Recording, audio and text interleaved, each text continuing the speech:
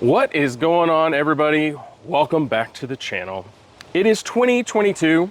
It's been a while and a lot has changed. But Casey's still around. I'm still around. And today we're actually gonna do a car review. Yeah, it's been almost 2 years, but we've got something in store and happy to have you back. Casey, what are we reviewing today? We are reviewing a 2022 Kia Sorento Hybrid in EX trim. Very nice. Excellent. So our good friends at Kia loaned us this Sorento to check out, see what all has changed. You know, Kia has been a pretty good brand for us in the past. We've owned a few. You've owned a Sorento, in fact, the last generation. I did. I also owned a Stinger GT. Really loved that car. So we're very familiar with the brand. Yep. You've seen us do Telluride videos. You've seen us do actually a Kia Seltos video, a Kia Soul. Yes.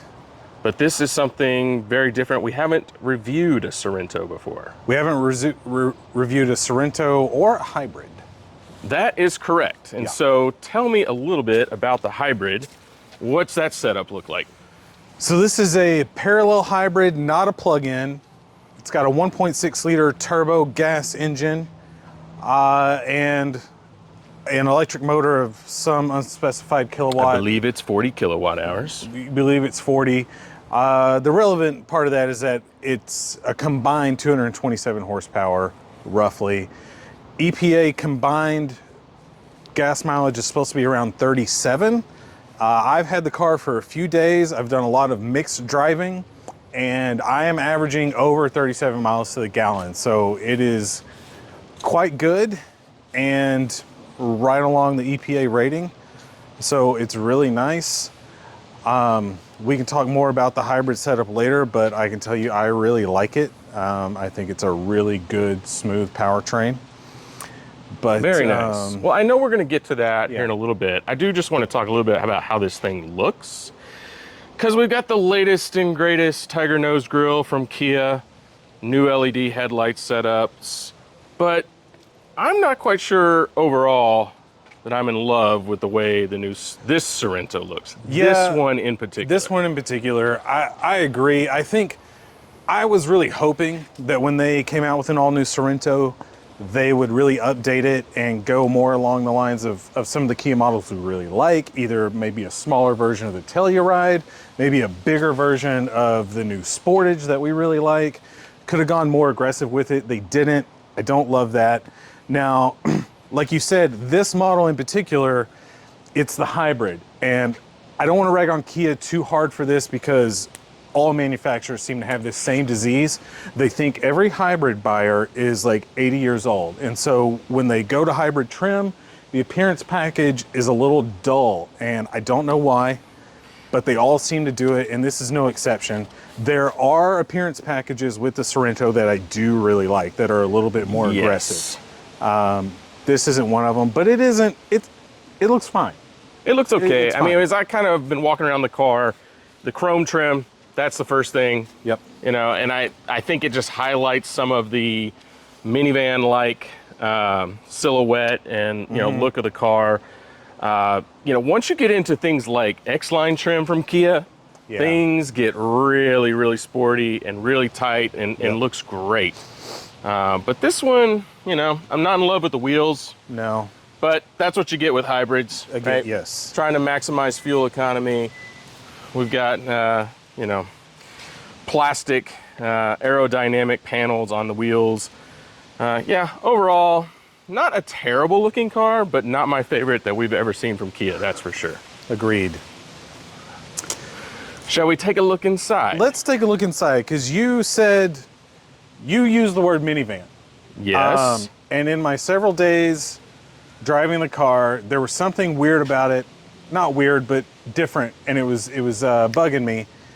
And then I realized they have gone, and I think intentionally so, in a very minivan-like direction with the interior of the car. If you come around this way and look at it, that entry is very low.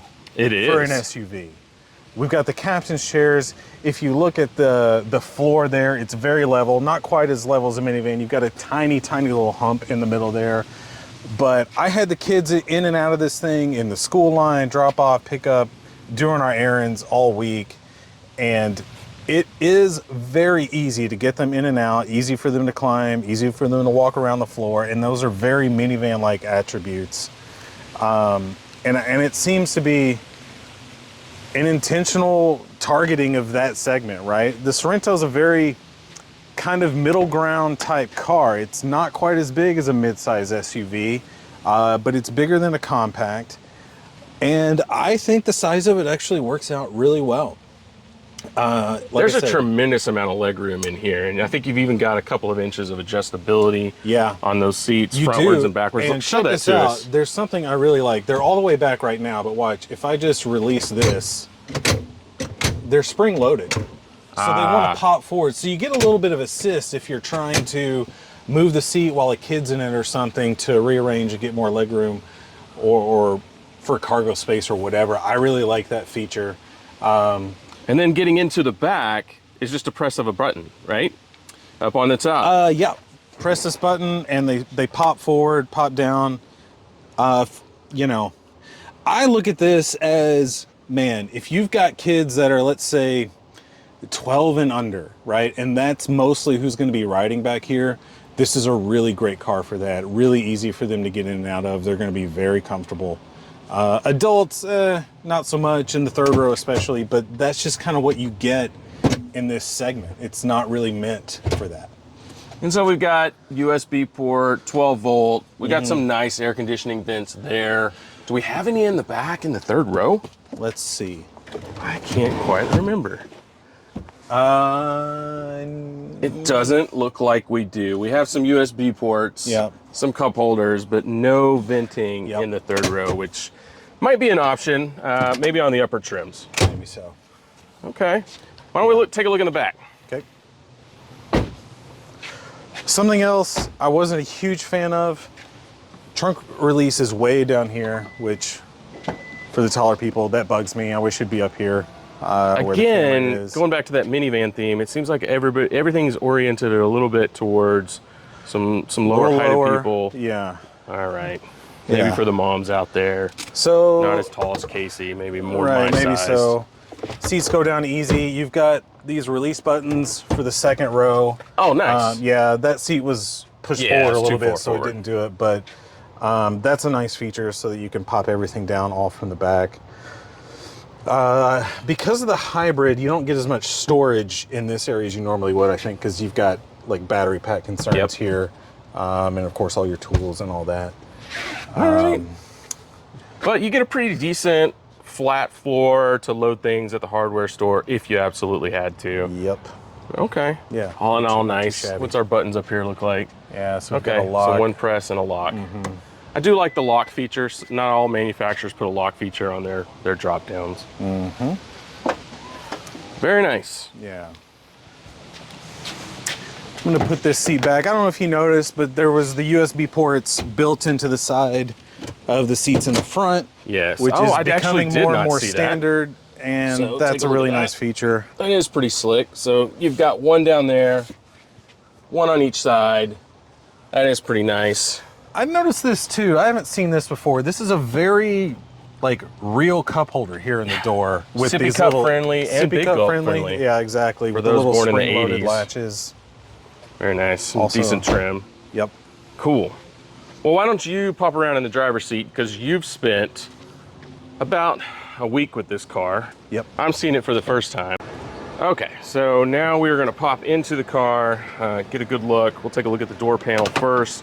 Got some nice detail here, just a little bit of a design element, which is nice. Got this fake metal trim with a pattern in it. It looks good. You know, materials are good. Kind of carried over into the front dash. Again, that's repeated here. We've got a little bit of fake stitching up here on this soft touch material. Yeah, it's good. Seats, nice kind of a, I don't know, what would you call that pattern? Yeah, I don't know, almost like a diamond plate kind of thing, but slash herringbone or something. But like I said, been in it a few days, really comfortable. Wish it had cooled seats. They are available on certain trims, but don't have it on this one. But the seats are nice. And like you said, they've brought it kind of more up to date with the rest of the Kia family. But again, not my favorite interior. I think it's a little busy. It's a little busy, which has not been the trend with Kia. They've done a really good job of keeping it nice and simple, but not so much here. But it does work. Vents are a little strange because you have this adjustment here that will move it up and down, but also shuts off the air. So you can't, it's like, okay, I'm adjusting, and then it's off. So that's a little bit not intuitive. Well, at least you can turn it off. I've come across some lately. That you can. One of the cars that we actually own where you cannot shut the vent off, and you can't even get the vent out of your face. So if the air is on, you're always getting air in your face. Yeah. We got a digital dash. Well, partially. So we got normal gauges on the left and right. Yes. So instead of a tach here, you get this readout that kind of helps you judge how you're doing with your fuel economy and everything. Lets you know if you're in charging mode, right? So it'll charge while you're braking. You've got the regenerative braking. Rolling down a hill or something like that, you can see it go to charge. You can see it if you really stomp on it and use all 227 horsepower, you go out of the eco range. That's a pretty nice tool that did help me, you know, when I was trying to see like how good my fuel economy could be. I really liked having that.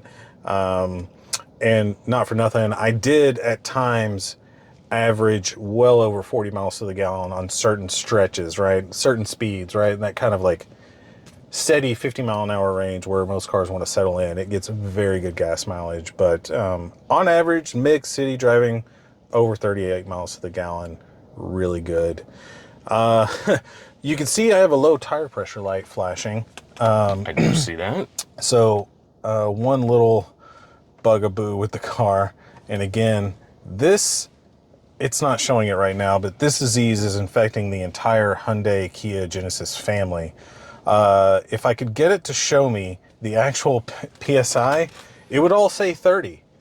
But only one is lighting up, and that's because for some reason Kia, it's not enough for you to go correct the tire pressure. If you don't reset it manually, that warning will never go away, which is ridiculous because Kia, you have all the information you need in here. You know that I have a safe tire pressure. Just turn it off.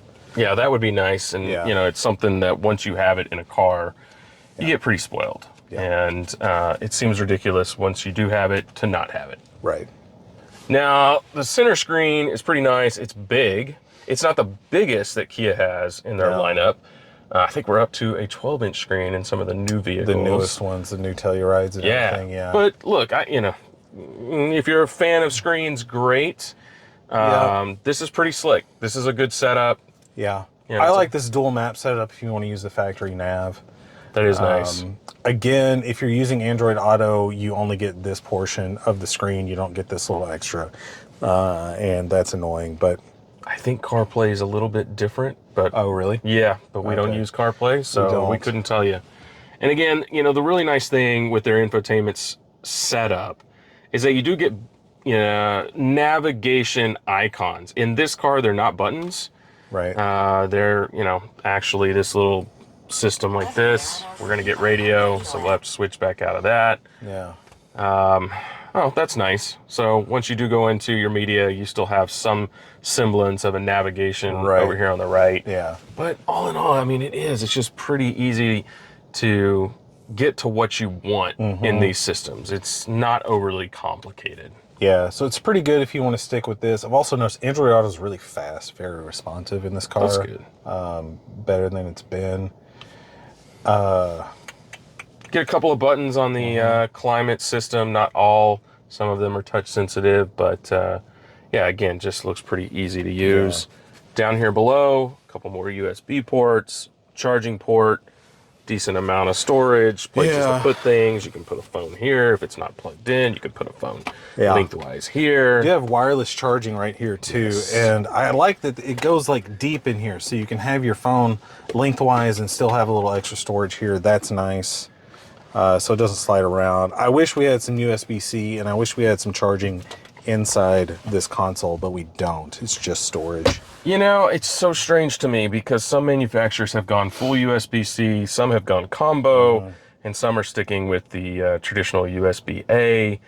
I guess because that's still the most common one for, you know, multi-generation of devices. Right. Do you know, you mentioned Android Auto earlier. Do we have wireless Android Auto? We don't. We don't, so it has to be wired. Yeah. All right.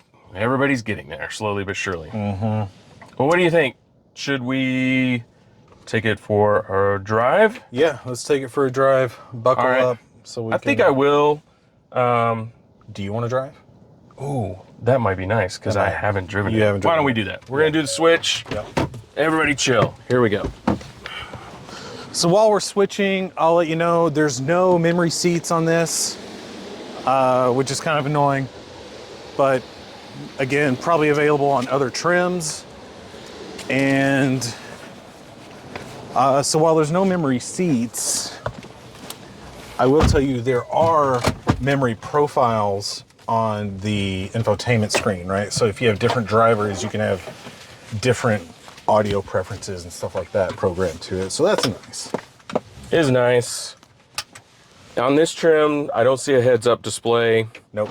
And I think we need to talk about that as we're driving, but I'm going to get comfortable first, make sure that I know where everything is at. I'm going to ignore the low tire pressure sensor, like you said. We have paddle shifters? Yeah. Why? I don't know. I have not touched them. I have not had need of them.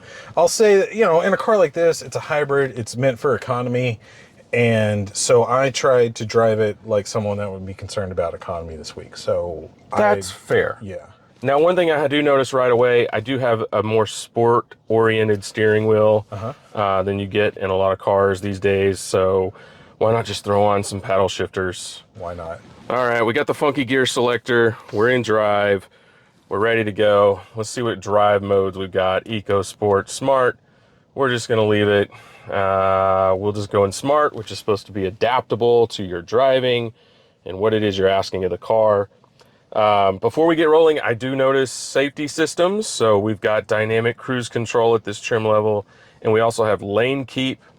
I would be curious to see if this has highway driving assist. It does have highway drive assist. I did use it. Awesome. Now, Kia, Hyundai, they have like more than one they do have a version of highway drive assist now. This would be the sort of more quote-unquote basic one, but it's nice. It does hold a lane really well. Yeah, this is a system that we have loved in every Kia that we've had it in. As far as, you know, it's not autonomous driving, but if you're doing a long road trip and you're on the highway and the conditions are right, man, it keeps you in your lane. It doesn't wander, and it will follow the car very precisely in front of you based on the distance that you want. And, you know, these days, everybody's trying to do it. Kia was one of the first, outside of maybe Tesla, to get a system that really works pretty well. So it's nice to see it on this car. It's nice. It's very smooth. And, you know, to that point, are we going this way? We will take a left. Okay. When we take a left, I want you to use the cruise control for me. Okay. Because I'm very interested in your observations on it. You just want me to set the cruise control? Yes. Any particular speed, sir? How about the speed limit? The speed limit? Well, I'm not used to driving at the speed limit, but I can give that a try. Neither am I, but I am an avid user of cruise control in a lot of situations precisely for that reason, because speed can get away from me.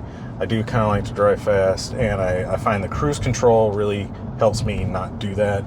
Okay. I have set the cruise control to 30 miles per hour. Yeah. And you notice we're going down a little hill, and now we're going to come up a hill. And what happens when we're driving a gas car and we go from downhill to uphill using the cruise control? So you definitely get a little bit of overcompensation. Yeah. Yeah? Like a little bit of speed up, and all of a sudden you're going 32, 33 miles per hour, going down, and then go back. Yeah, you're the throttle up and down. Yep. But I didn't notice that. No. You don't in this car, and I really love it because, yeah, in a regular gas car, transmission starts hunting for gears and stuff because it doesn't know what to do. And they have done a fantastic job of integrating the electric motors to compensate for that. So when you start to go up a hill, it throws a little extra torque at it from the electric motor to hold that speed so it doesn't have to shift. And when you go downhill, it throws in a little regen braking. So we're charging while we're going down the hill, and it just holds a speed better than any gas car in the market. Now, if somebody's got a pure EV, they're probably laughing at us right now for that comment. But you know what, though? They shouldn't. And what you're bringing up is a point about Kia and Hyundai, both, that people should not miss, and that is they sweat the details. Yeah. Even though that they're slowly creeping up the brand hierarchy as far as, they've gone from that economy car company, and now they're producing things that should absolutely be considered luxury or semi-luxury cars. They sweat all the little things in their design, whether it's their UI, it's how their buttons function, things like cruise control and how it behaves and how you feel about it. Every Kia that we get into these days has those little surprises. So, they really do want people to have a good experience when they're in the vehicle. And the 29 PSI reading and the flashing yellow light is driving me a little crazy. Yeah. So after I give them a bunch of props for something like that, that is a little bit of an irritation. Yeah. It's pretty silly. I don't know. Look, I'm driving this thing. It feels like a mid-size 3-row SUV. Nothing particularly stands out about its handling, and I would say the ride's pretty decent. Like it's comfortable. Yeah, and we're on a road now, a lot of seams in the concrete and stuff, and at this price point, nothing's going to be like rock solid or tank feeling, but that's what I really look for, is when I get a lot of seams in the concrete and stuff like that, am I getting really sharp feedback through the wheel and through the floor? And the answer is no. I definitely hear it more than I see it or feel it. Yeah. Yeah, Sure. So a little bit of road noise.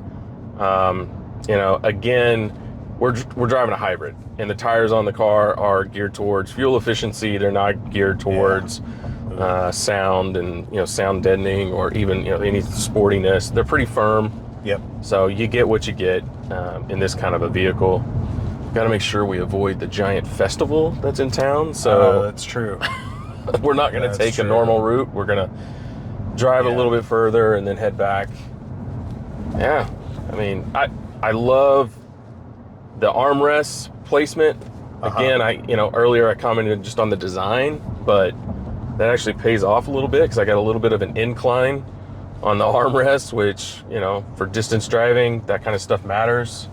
Got to pay attention to that. Everything's just kind of in where it should be.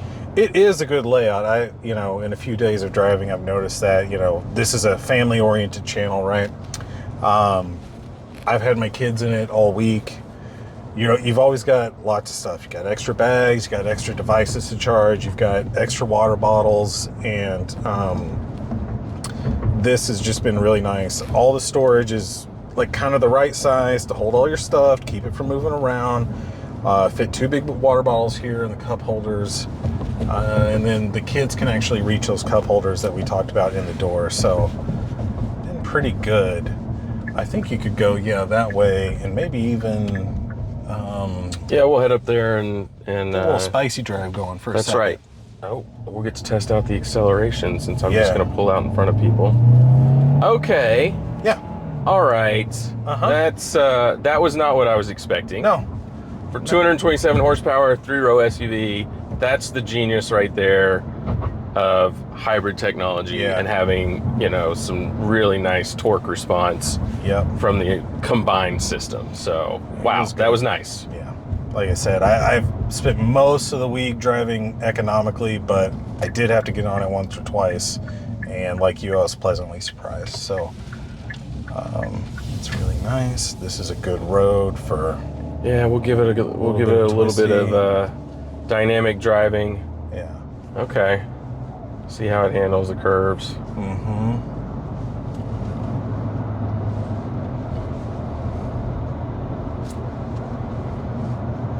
So a couple of things while we're doing this. You know what? I better focus. I better pay attention. Okay. And people live back here. People do live back here. But I tell you what, now that you've been through there, so in the past, in several other Kia models, we have really praised their electric power steering. We like sporty cars. We like good feedback in our steering. So we've lamented the move away from hydraulically assisted power steering. But Kia is one of the few companies that we really like their electronically assisted power steering. We haven't driven one in a while. So I'm going to throw it into sport and see if that tightens up a little bit. And yes, I actually do notice a pretty immediate difference in the steering, which was already decent, like you said. Same kind of feel. But in sport mode, in this 3-row SUV, it does tighten up a little bit, which is nice. And I would go as far as to say, you know, even not in sport mode, it's one of the better ones I've driven. I like the newest iteration a lot. There's no herky-jerkiness to it. No. It's pretty smooth. Effort's nice when you're just trying to hold a lane, but it's very intuitive. As soon as you start to corner it all, it firms up. It's got really good feedback too. Yeah, this is pretty slick. I'm impressed. I'm impressed. Well done, Kia. So we should talk a little bit about price and trim. So this is a 2022 model. Yes. It's the EX trim, which, if I'm not mistaken, the hybrid, you had to either go EX trim, right, for 2022, but for 2023, I just read that Kia is going to offer the hybrid in their higher trim levels, which is SX, SX Prestige, and I think there's even one more coming in 2023. So if luxury is your thing, things like air-conditioned seats, more premium leathers, a couple of more bells and whistles like heads-up displays, maybe even a panoramic moonroof, those sorts of things are going to be available in the hybrid package for the new year. Yep. If I'm not mistaken, even now you can get an SX if you go to the plug-in hybrid in this. You know, and we should talk about that. Yeah. So this is not a plug-in, okay? This is an, you know, all the time hybrid setup. You mentioned it earlier, around mid 30s is what you've been seeing, even high 30s if you were on the right kind of drive. Yeah, high 30s. There is a plug-in hybrid, and so I think you get 32 electric miles if the car's plugged in overnight and charging. We'd love to get our hands on one of those, Kia. If you're listening, send us one of those. The reason being, I've owned 2 plug-in hybrids in my life. I've got one at home right now. We'll get to that. Yeah. And I absolutely love it. I love driving electric. I love driving pure electric. And for the average daily commute, that electric range on the car I have, which is around 25 miles, is more than enough. And overall, the last tank of gas we had in that car, almost 1,100 miles. Yeah. So, you know, 60 plus miles per gallon out of a plug-in electric. And with Kia's range in that platform, which is 30 plus miles, 32, 33, man, that's kind of the sweet spot right now, you know. And then if you want to drive on a road trip, you've got your gasoline engine, you don't have to worry about charging at all, kind of the best of both worlds. So, you know, would love to see that, just to see how that compares to this platform, because overall you're still getting really good fuel economy, but not having to deal with the daily, if you want to call it a nuisance, the daily task or the overnight task of charging your car. Yeah, I think for me, I'd have the plug-in if I could get my hands on it, but not that easy to get. Not that easy to get, and I, again, really impressed with the fuel economy and just the overall integration of it. Like, the handoff between the gas and the electric motor is really smooth. You hardly notice it. But yeah, I will say, you know, this sticker's for just over $38,000. You're getting into like entry-level Telluride territory for that kind of money, but then of course the Telluride is going to get way less fuel economy. Way less. At least what 15 miles to the gallon is probably. Yeah, absolutely. So you get, you know, totally different style of vehicle. Right. You know, this is, you know, the crossover You get the lower ride height, that more minivan-like setup in the back. The Telluride's going for more of a traditional SUV look and feel to it. It is bigger. Yep. There's no doubt about it.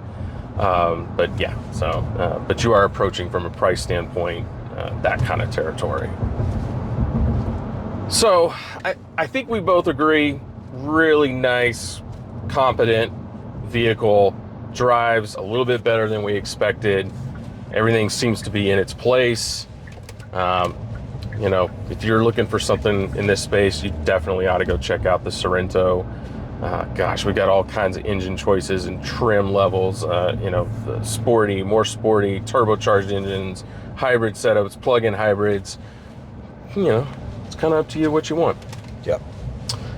So we didn't mention, I think we hinted earlier some changes coming.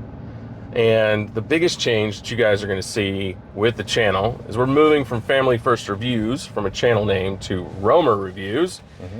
And there's some really good reasons for that, because we've got some additional things coming in the near future that will branch out a little bit beyond just vehicles and vehicle reviews. We'll get to that later, but you'll see that change. You know, look, if you like what we're doing, we've got some more things coming. Go ahead, subscribe, like the video, share it. Somebody the other day said, smash that subscribe button. I don't want you to smash anything. No, just click it. Just it's click fine. it. It does the same thing if you click it. Yeah. No reason to get ugly. Yeah. Okay. Appreciate your time. Thanks a lot. Casey, Brian, we're out. Awkward Wave. Awkward Wave.